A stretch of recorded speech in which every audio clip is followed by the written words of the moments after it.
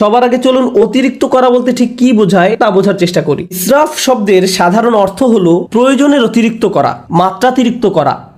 একটা উদাহরণ দিচ্ছি, রমজানের সময় ইফতার শুরু করার পূর্বে অনেকেই নিজের প্লেটে যত পারেন খাবার নিতে থাকেন। তখন মনে মনে ভাবেন এগুলো শেষ করা কোনো ব্যাপারই না, কিন্তু প্লেটের 25% খাবার শেষ করতেই আপনার পেট ভরে যায়। তাহলে দেখা যাচ্ছে আপনি যতটুকু খেতে পারবেন তার চেয়ে অনেক বেশি নিজের প্লেটে নিয়েছেন, কারণ আপনি ইসরাফে ভুগছেন। যা দরকার তার চাইতেও অনেক বেশি নিচ্ছেন, কারণ আপনার ক্ষুধার অনুভূতির ক্ষতিপূরণ করছেন। খাবারের ইসরাফ যেহেতু অনেক কমন, তাই আরেকটা উদাহরণ দিচ্ছি। যেমন ধরুন, মানুষ বিয়ে বা অন্য কোনো খাওয়ার দাওয়াতে যায়, আর সেখানে হয়তো সারিবদ্ধভাবে সবাইকে খাবার সংগ্রহ করতে হয়, সবাইকে নিজ নিজ প্লেটে খাবার নিতে হয়।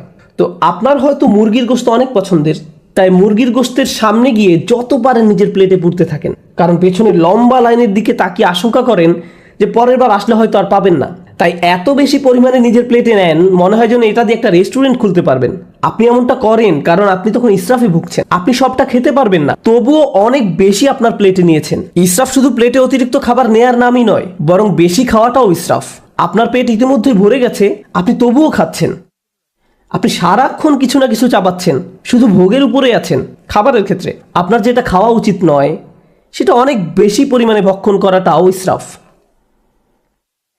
হ্যাঁ, শরীর ঠিকভাবে কাজ করার জন্য চিনি দরকার, শর্করা দরকার, কিন্তু সব কিছু একটা সহনীয় মাত্রায় থাকতে হবে।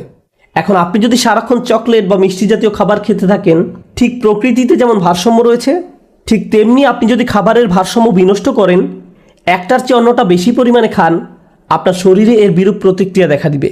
এই প্রতিক্রিয়া হয়তো এখন দেখা যাচ্ছে না, কিন্তু 1 দশক পরে হার্টের সমস্যা, ডায়াবেটিসের জন্য ডাক্তারের শরণাপন্ন হতে হচ্ছে, কারণ আপনি ইসরাফে ভুগছিলেন। তাহলে দেখা যাচ্ছে ইসরাফ একজন মানুষের জীবনে বহু খারাপ পরিণতি নিয়ে আসে।